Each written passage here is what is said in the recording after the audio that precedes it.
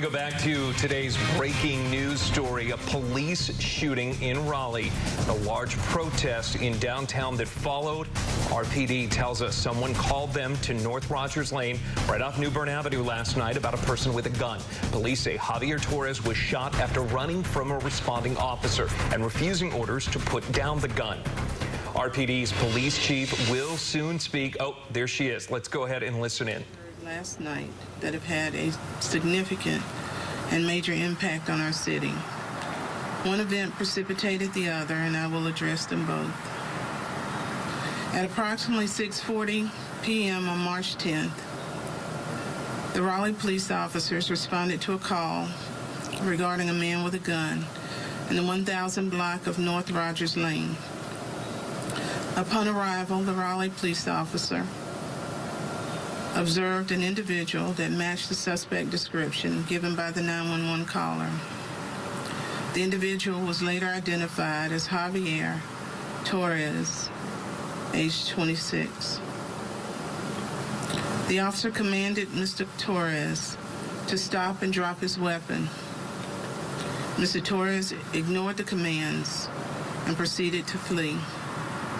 A foot chase ensued, during which the officer repeatedly ordered Mr. Torres to stop and drop the gun. Another officer who was responding from Duckling Way encountered Mr. Torres, who was running directly at him with the gun in his right hand. The officer fired one shot, which struck Mr. Torres in the abdomen.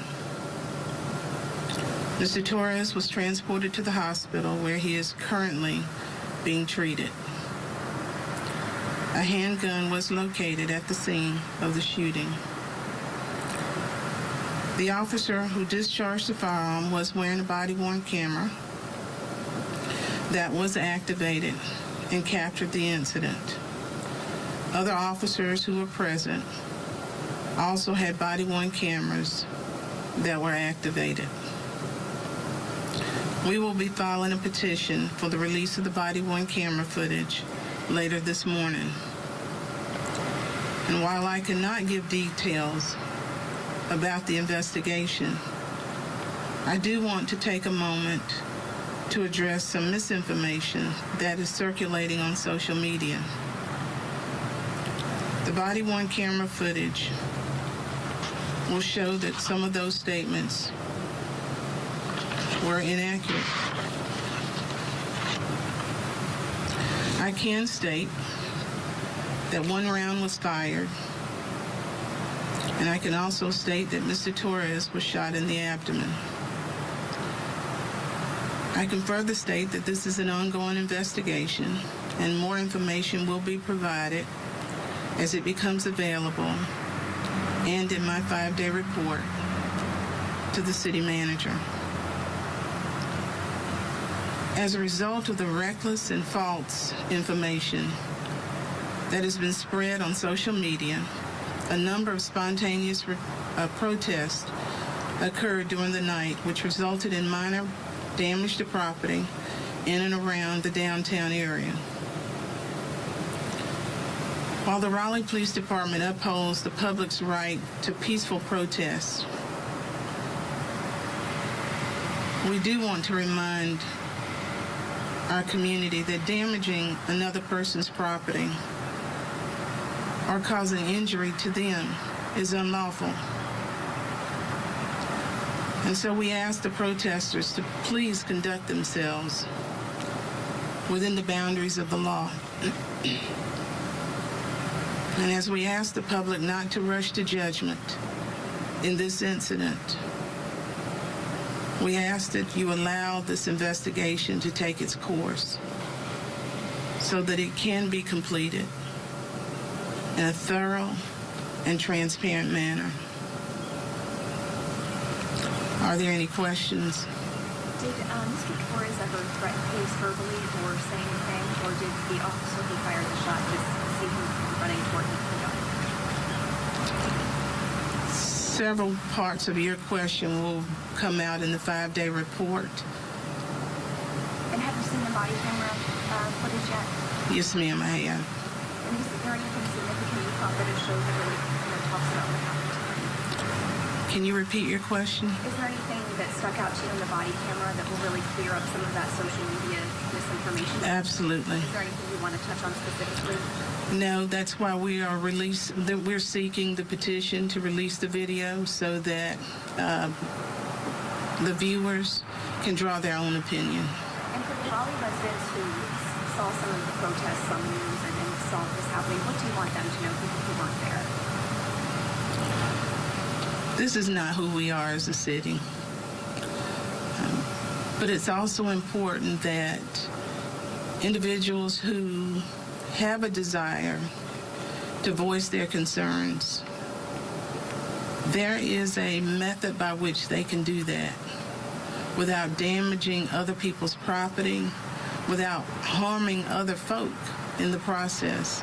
And we saw that last night and early this morning where property was damaged and individuals were assaulted. That's not who we are.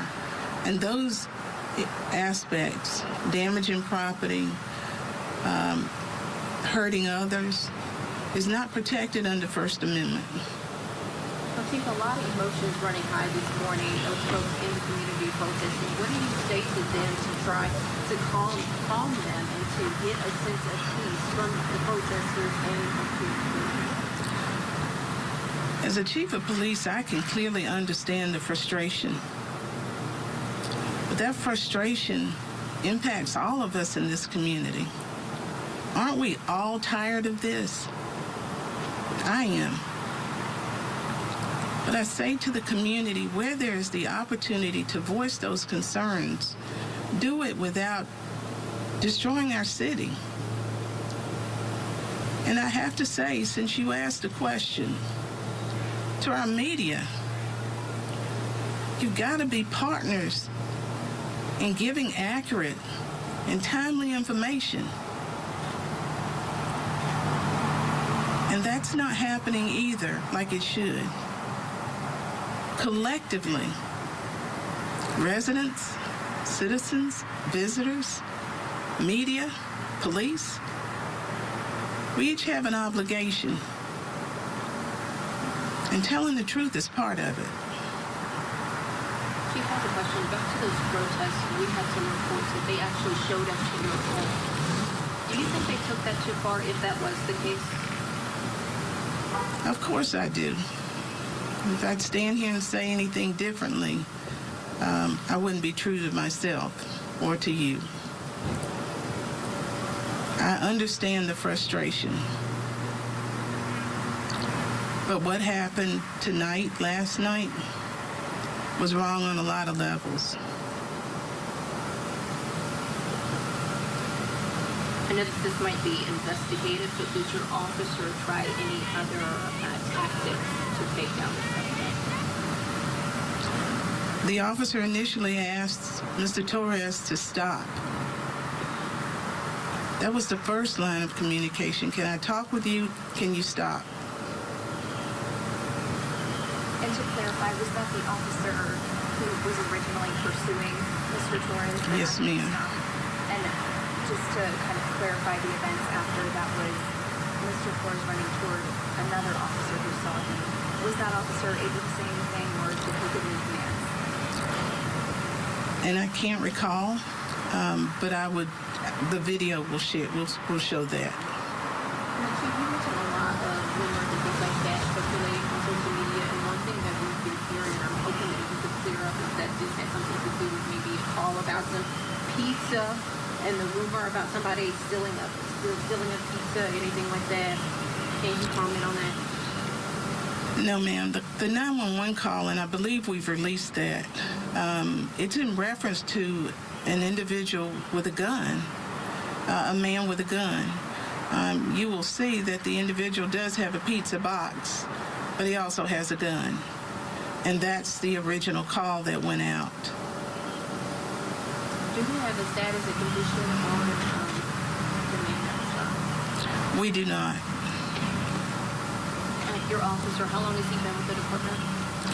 I don't have that information with me, but we will be releasing some of that information later.